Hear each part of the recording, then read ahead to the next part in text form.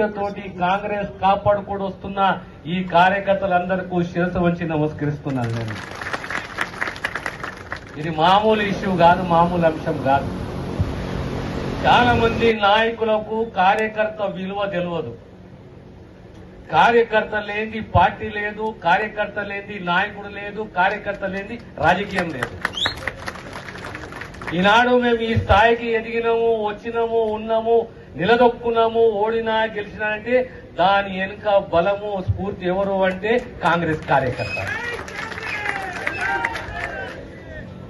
ఈ రోజు మీ లోపల ఆ ఉత్సాహాన్ని చూస్తుంటే ఇంతకుముందు పెద్దలు మాట్లాడుకుంటూ చెప్పారు, ఖచ్చితంగా బాన్సువాడలో మళ్లీ చరిత్ర సృష్టిస్తాము, మెజారిటీ ఇస్తాము అని చెప్పి. నాకు సంపూర్ణంగా నమ్మకం ఉంది మేము మెజారిటీ ఇస్తారు అని చెప్పి. రాజకీయాల్లో ఓటమి గెలుపు, పార్టీలు ఎదగడము తగ్గడము, సిద్ధాంతాలు ఇవి సహజము.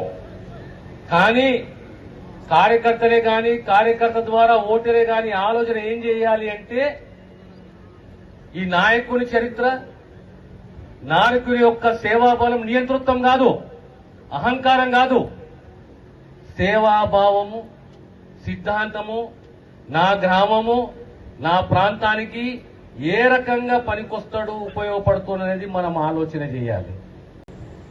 2024 జనరల్ ఎలక్షన్స్ లో పార్లమెంట్ ఎన్నికల్లో కాంగ్రెస్ అభ్యర్థిగా జైరాబాద్ పార్లమెంట్ నుంచి సురేష్ షెట్కర్ గారు కాంగ్రెస్ అభ్యర్థిగా పోటీ చేస్తున్నాడు. 10 సంవత్సరాలు మనము ఓ పార్టీని, ఒక వ్యక్తిని ఎంపీగా చూశాము. వ్యక్తిగత విమర్శలు నాకు రావు, కానీ మార్పు అనేది అవసరం. మార్పు అనేది అవసరము. నియంతృత్వం మనకు అవసరం లేదు. లేదా ఎంత మంచోడైనా, ఎంత నియంతైనా సమాజానికి పనికి రాకపోతే అది వేస్ట్. రేపు మనకు ప్రధానంగా 2009లో రాజశేఖర రెడ్డి గారు ముఖ్యమంత్రి ఉన్నప్పుడు లింగాయత్ సమాజాన్ని ఓబీసీలో చేర్చిన ఘనత రాజశేఖర రెడ్డి గారిది, కాంగ్రెస్ పార్టీ. ఈ రోజు మన లింగాయత్ సమాజానికి ఒక కార్పొరేషన్ కూడా ఏర్పాటు చేస్తున్నది రేవంత్ రెడ్డి గారు, రాష్ట్ర ముఖ్యమంత్రి గారు. అంటే కాంగ్రెస్ కు ఒక కమిట్మెంట్ ఉంటుంది. ఆనాడు 4% రిజర్వేషన్ తీసుకొచ్చిన ఘనత, సమాజంలో సమానత్వం ఉండాలి,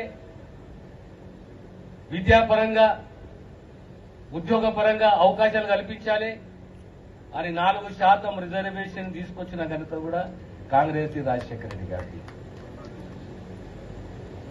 మళ్లీ ఈనాడు ఆ కమిట్మెంట్ కాంగ్రెస్ పార్టీకి ఉన్నది. కాంగ్రెస్ పార్టీ మాటకు ఎప్పుడు కట్టుబడి ఉంటుంది. ఇప్పుడు కూడా మనం రాజశేఖర్ గారు ఎందుకు గుర్తు చేసుకుంటాం? ఒక ఆరోగ్యశ్రీ అంటాం, ఓ 104 అంటాం, ఒక 108 అంటాం, ఓ ఫీజు రీఎంబర్స్మెంట్ అంటాము. అన్నిట్లో గొప్ప ఏంది అంటే క్యారెక్టర్. మాటిస్తే మాట నిలబెట్టుకునే సత్తా, ధైర్యము ఓ రాజశేఖర రెడ్డి గారు. ఈరోజు 30 లక్షల ఖాళీలు ఉన్నాయి జాతీయ స్థాయిలో సెంట్రల్ గవర్నమెంట్ లో. భర్తీలు లేవు. జాబ్ క్యాలెండర్ అనౌన్స్ చేసి ఆ 30 లక్షల భర్తీలు చేయాలని ఒక యోచన కాంగ్రెస్. ఇలా ఒక్కొక్క అంశం నిన్న రాహుల్ గాంధీ గారు చెప్పారు. దేశ స్థాయిలో తెలంగాణ నుంచే ఆ ప్రకటన చేసి మా ప్రభుత్వం రేపు ఏడుపడితే ఖచ్చితంగా రైతులనే గాని, నిరుద్యోగులనే గాని, యువకులనే గాని, ఈరోజు ప్రభుత్వ పరంగా పనిచేస్తున్న ఆశా వర్కర్లే గాని, అంగన్వాడీ టీచర్లే గాని, లేదా మధ్యాహ్న భోజన పథకంలో వంట చేసే మహిళలే గాని, వీళ్ళందరికీ 2 జీతభత్యాలు శ్రమిస్తామని చెప్పేసి ఇంతకుముందు పెద్దలు చెప్తుండే మా హాస్పిటల్ పరిస్థితి చాలా దీనంగా ఉన్నది అని చెప్పేసి. అనేవారికి మీద రియాక్షన్ స్పందన చూసి అందరూ లేచి అవును సార్ అని చెప్పి. ఈరోజు ప్రభుత్వం అనేది కాంగ్రెస్ ప్రభుత్వం, అందులో కూడా ఆ శాఖ మన దగ్గరనే ఉన్నది. కనుక మీ మనసులో ఏ కోరిక ఉన్నదో ఆ ప్రక్షాళన చేయాలి, న్యాయం చేయాలి. ఎవరికైతే అర్హత ఉన్నదో వాళ్ళకు అవకాశాలు, ఉద్యోగ అవకాశాలు కల్పించాలి. అది అవుట్ సోర్సింగే కానీ కాంట్రాక్టే కానీ ఏ రకంగా అయితే మన పర్మనెంట్ ఉద్యోగాలు సుమారు 4,900 మంది స్టాఫ్ ఆఫీసర్లను నియమించినమో అదే రకంగా బాన్స్వాడలో కూడా ఖచ్చితంగా మీ యొక్క ఏరియా హాస్పిటల్ కు న్యాయం చేస్తామనే విషయాన్ని సవినయంగా మీకు తెలియజేస్తున్నాను. ఇకపోతే మన కాంగ్రెస్ అభ్యర్థి విషయం వచ్చే వరకు సురేష్ షెట్కార్ వాళ్ళ తండ్రి వాళ్ళ తాత అంటే సుమారు 70 సంవత్సరాల సుదీర్ఘ కాంగ్రెస్ చరిత్ర వారి కుటుంబాలే. 2009-2014 ఎంపీగా పోటీ చేసి మీ అందరి ఆశీస్సుతో గెలిచిండు.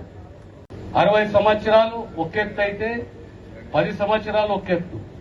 ఆ 10 సంవత్సరాల నియంతృత్వం ఒకెత్తు. మంచి పాలన ఉండాలి, పారదర్శకత పాలన ఉండాలి, జవాబుదారీతనం ఉండాలి, స్వేచ్ఛ ఉండాలి. స్వేచ్ఛలో సమాజంలో అడిగే హక్కు ఉండాలి. ఓ ఆహ్లాదకరమైన వాతావరణంలో అసెంబ్లీ నడవాలి. ప్రశ్నిస్తే అదే చిరునవ్వుతోటి జవాబిచ్చే సత్తా ఉండాలి. అలాంటి అసెంబ్లీని మనం చూశాము, అలాంటి నాయకులను మనం చూశాము. మన తరగ శక్తి పెరుగుతుంది, మన ఆలోచన శక్తి పెరుగుతుంది. ప్రతి విమర్శలు కానీ కన్స్ట్రక్టివ్ ఉండాలి. కానీ ఈరోజు ప్రతిపక్షాన్ని విమర్శించడం కాదు, బహిష్కరించడం, సస్పెండ్ చేయడం, ఆ తర్వాత ప్రగల్భాలు మాట్లాడడం అది ప్రజాస్వామ్యం కాదు, అది పద్ధతి కాదు. మళ్ళీ ఈ రోజు అసలు మాట్లాడి చర్చించుకున్నప్ప ప్రభుత్వం తప్పు చేస్తే నువ్వులది. ఈ రాజ్యాంగం మనకు సర్వంగా ఇచ్చిన హక్కు ఏంటంటే ప్రశ్నించే తత్వము. ఏ నాయకుడైనా, ఇంత గొప్ప నాయకుడైనా, పెద్దవాడైనా ప్రశ్నించే సత్తా ఉన్నది ప్రజలకు. ప్రజలు నిలదీస్తారు, అడుగుతారు, మనం జవాబు ఇవ్వాలి. జవాబుదారీతనం అనేది ఆ పార్టీకి, ఆ నాయకునికి ఉండాలి. ఆ దిశగా గతంలో కూడా మనం చూసాం, చరిత్ర చూసాం. జవహర్లాల్ నెహ్రూని చూసినాం, సొంత అల్లుని చూసినాం. ఇందిరాగాంధీని చూసినాం, వాజ్పేయిని చూసినాం. చర్చలు ఎలా ఉంటుండే? అలాంటి చర్చలు ఉండాలి. అప్పుడే ప్రజాస్వామ్యం అనేది ప్రడించుతుంది. మీ అందరితో కోరేది ఒకటి, ప్రజాస్వామ్యాన్ని కాపాడుకోవాలి, స్వేచ్ఛని కాపాడుకోవాలి, భవిష్యత్తుని కాపాడుకోవాలి. రాబోయే 5 సంవత్సరాలు 10 సంవత్సరాలు నా కుటుంబం, నేను ఈ ఓటు హక్కు బాబాసాహెబ్ అంబేద్కర్ మాకు ఇచ్చిన ఓటు హక్కుని ఏ రకంగా మనం సద్వినియోగించుకోవాలని ఆలోచన చేసి ముందుకు పోవలసిందిగా కాంగ్రెస్ పార్టీ అభ్యర్థి సురేష్ షెట్కార్ని గెలిపించవలసిందిగా సంపూర్ణంగా నా మిత్రుడు రవీందర్ రెడ్డికి సహకరించవలసిందిగా కోరుతున్న సెలవు తీసుకుంటాను. ఈరోజు 60 సంవత్సరాల సుదీర్ఘ తెలంగాణ పోరాటం. తెలంగాణ అంటే ఒక కలగన్నం. మన తలరాతలు మారుతాయి, మన భవిష్యత్తు, మన పిల్లల భవిష్యత్తు బంగారు బాటైతుంది. ఎన్నో ఆశలు కన్నాం. ఒక తెలుగు జాతిని, తెలుగు ప్రాంతాలను రెండుగా చేసి తెలంగాణ రాష్ట్రాన్ని ఏర్పాటు చేసుకున్నాం. తెలంగాణ రాష్ట్రాన్ని ఏర్పాటు చేసుకున్న తర్వాత ఒక కుటుంబ నియంత్రణ పాలన చూసినాము ప్రాంతంలో, రాష్ట్రంలో. తెలంగాణ సమాజం ఒక గొప్పతనం ఏంటి అంటే సహనము చాలా భరిస్తుంది, ఓపిక పడుతుంది.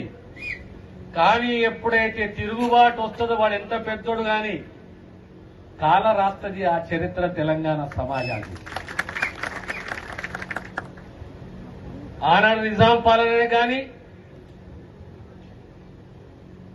69 తెలంగాణ ఉద్యమమే కానీ తెలంగాణ రాష్ట్రం వచ్చిన తర్వాత కేసీఆర్ కుటుంబ పాలనని కానీ భరించినాము. సహనంతోటి, ఓపికతోటి, ధర్మంతోటి. ఆ సమయం వచ్చినప్పుడు తిరగబడ్డం, ప్రజాస్వామ్య పద్ధతిలో మౌనంగా తిరగబడ్డము. ఆ కుటుంబానికి ఆ నియంత్రణకు చూపెట్టినాము. ఇది మా బలము, ఇది మా సత్తా అని చెప్పి. ఇది తెలంగాణ సమాజం యొక్క గొప్పతనం. అన్నిట్లో ముఖ్యంగా కోరేది సమాజం ఏంటి అంటే స్వేచ్ఛ. ఆ స్వేచ్ఛని కాపాడేది ఎవరు అంటే రాజ్యాంగం. ఆ రాజ్యాంగాన్ని కాపాడుకునే బాధ్యత మనది. అన్నిట్లో మొదటి హక్కు ఏంది అంటే స్వేచ్ఛ, రెండో హక్కు ఏంది అంటే ఓటు. ప్రజాస్వామ్య పద్ధతిలో ప్రతి 5 సంవత్సరాలు ఒక్కసారి మనం ఓటేస్తాం. ఓటేయక ముందు ఒక్కసారి మనం ఆలోచన చేయాలి. ఈ ఓటు అనేది నాకు సంబంధించింది, నా కుటుంబానికి సంబంధించింది, నా గ్రామానికి సంబంధించి రాబోయే 5 సంవత్సరాలు నా భవిష్యత్తు సంబంధించిందని ఒక్కసారి మనం ఆలోచన చేయాలి.